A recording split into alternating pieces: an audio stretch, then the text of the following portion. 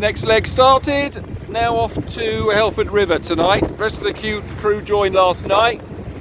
Just left Plymouth. Motley crew.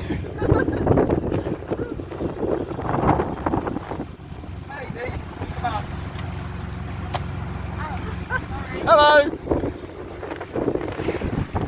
There's the lighthouse. Western end of Plymouth.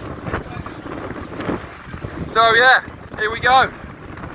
It's Helford River tonight, and then off to St Mary's on Sunday. A little bit more wind out here than they forecast. It was supposed to be around 15, 16 knots now, dropping to 11 later, but it still looks like we're about 22, 23. But anyway, it's a much nicer prospect today than it was yesterday or the day before. So here we go. Day begins. Excellent.